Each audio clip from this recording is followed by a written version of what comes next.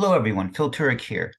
I wanted to start off by showing you this map. So, a bit of history for you. My project to bring Martian ambassadors to Earth goes back a ways. In 2021, I talked to my physics classes. I do that about once a year, all of my classes, about my Mars project. And I told them that the idea is when a Martian ambassador first arrives on Earth, they're not going to be well adjusted to Earth's gravity, and they're likely to be quarantined the very first ambassadors to arrive. So my proposal was, okay, how about if we have the United States Congress get involved and designate where they first arrive within the United States and put them on a special railroad car attached to Amtrak routes and have them get reintroduced to the United States while they get acclimated to Earth's environment.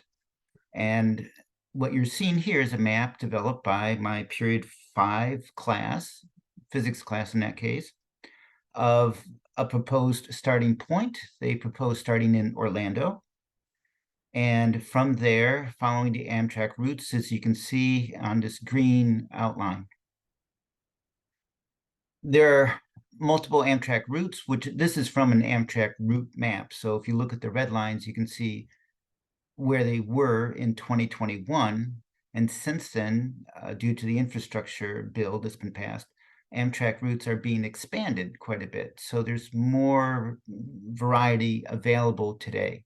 Now, what I'm going to do is click from this map, kind of imprint this in your mind and see, okay, it goes from Florida up around the rim of the United States. In Chicago, it goes through Iowa and then back and finally ending in Union Station in Washington, D.C. That was always part of the plan. Now take a look at this map from my other presentations. This is the map showing the 11 different subnations in the United States. So if you could superpose the two, you could see, okay, Orlando is in the deep south, and going up takes you into potentially Tidewater. I'm going to back up. Yes, it reaches into Tidewater, and then through Greater Appalachia, El Norte, the far west, the left coast, and Chicago would be part of Yankeedom. It then diverted down into Iowa. So it definitely is going into Midlands and then ending in Washington, D.C. All right. So 2 years before we were aware of the 11 different subnations, the students had proposed a route for a Martian ambassador that does pass through the subnations of the United States. It doesn't really hit First Nation, but that's a really hard one to hit. The one that's being left out for now, 2 years ago. All right, so in today's episode, again, this is Martians on Earth, the idea being that there's going to be a vibrant, self-sustaining human civilization on Mars someday in the future, and the people today who are working to make that happen, open the high road to Mars, those are the ancestral Martians for that future society. This is Monday, November 13th, 2023, and I just wanted to give you an update of what's been going on. So I have my high school volunteers, and they're assisting me throughout all this. What we're currently working on is sort of like a proof of concept, a straw man idea of making the whole project work. And that will be presented as a talk to the AIAA, an article written trying to recruit resources to actually make this project happen. So this past week, we have a Discord server set up and some progress on actually having a pathway for interested people to participate in this project. For this week, I would say what I would try to work on is reaching out to the Nationhood Lab and making them aware of what we're trying to do, while the students just continue on with their first task really is to find generate a list of positive cultural traits for the 11 different subnations and start blending that into a proposed cultural framework for a Martian civilization. But so one endpoint is we start with the Nationhood Lab, and the other endpoint is really scoring what we've come up with in the end through the Social Progress Index. And I was thinking originally, just dealing with one organization per week is nice, but I don't really want to go that slowly through all this. So what would be a good thing to work on today is the other endpoint, trying to reach out to the Social Progress Index and have them become aware of this project and what we're trying to do. And, informally approach them about, would they be interested in acting as judges for a Martian culture, one that's simulated here on Earth. So that's basically the plan for this week. Next week is Thanksgiving week. And for many of us, like all those high school students, they're off for the week. I'm going to be engaged with family for 2 weeks. So not much might happen, but I will try to do an update a week from today. Just a reminder, this is a scorecard from the Social Progress Imperative, and the idea is, can they be coaxed into participating in this ambitious project to bring Martian ambassadors to Earth? Here's a reminder of the references. This video is on this YouTube channel, so, there it is. Share it with someone. Nationhood Lab showed the map of the US by culture. Social Progress Index showed the scorecard for the US government a couple years ago by now. But I do want to close out this week's video with yet another little interesting thing. So I began by showing a screenshot from what my students worked out as an Amtrak route for a Martian ambassador. But it actually predates 2021. So way back in the early 2000s, I was on a road trip.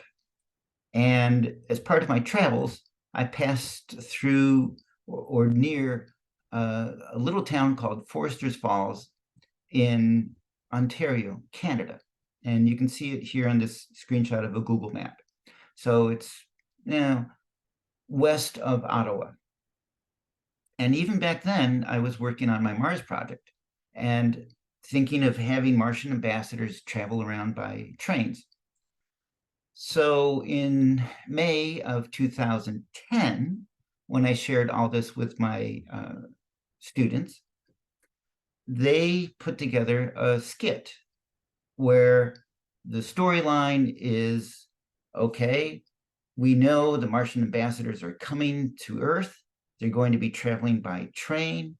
And there's this teenager named Julie living near Forester Falls. And she's excited about the prospect that a Martian ambassador will be passing through her region by train. So I'm going to close this out with this 2 or 3 minute long video put together by my period 2 class back in May of 2010. And if I don't see you, or if you don't play this until after Thanksgiving, well, here in the United States, have a great Thanksgiving. All right, bye for now.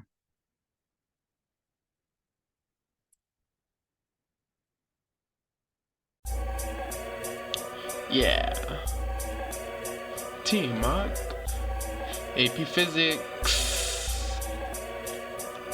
Well, her name was Julie. She was the same age as you and me, living in the town of Forester Falls. So this young girl lived a life quite boring, place with many cows and not that many malls. She cared for the environment and hugged the trees. She loved it from her heart right down to her knees. After school, her and her friends would go see the cattle graze, a sight that placed her in a daze. But one day her group of friends had a new idea. Too much TV or something it must have been. They wanted to spray the rocks on the side of the train tracks of her town. So she ran till she ripped her socks. She said it couldn't be. She said that ain't for me. She knew what she had to do, but didn't know how to do it. She told her friends she was deeply disappointed to take the marks off or the sight would be ruined. The new world ambassador would be here any day now. If he were to see this, he would say Earth is coming down now. And give up on Earth for life. But Julie was a warrior, fought back like the best lawyer. She grabbed her friends by the hair and told them to clean their share. Earth is our home and we want it clean. By other world leaders it shall be seen. So in order to live long, live healthy, and live strong, we gotta keep it real, keep it natural with the sky teal. And that way keep both worlds safe. So you see, Julie is quite concerned. She doesn't want the Martian Ambassador to see what people are doing on Earth, not as a cover-up, but more as respect to her home.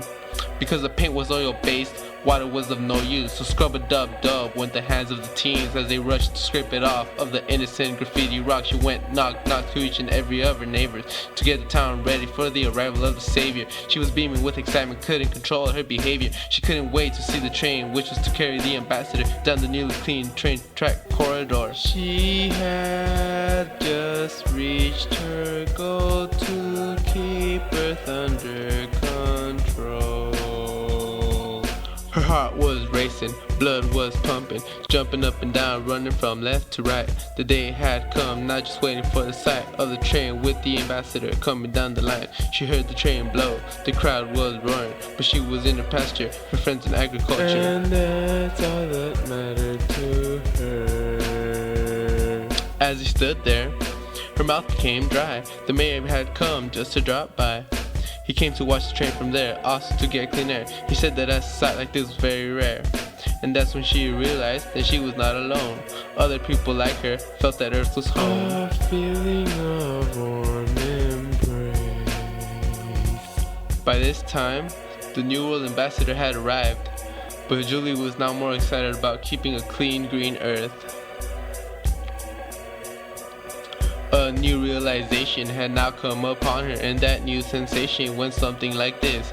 Novatura Legatus would be nothing without us. If we can keep it clean here, what do we expect there? As humans, we gotta keep our home safe, and that way make Mars a better place for us and for all. For me and for you, the land's what's most important. If that's not true, then we'll just keep being ignorant. We can't ignore what's in front of us. We'll show Novatura Legatus that humans together can make these planets life and magnets. Together we'll live as one.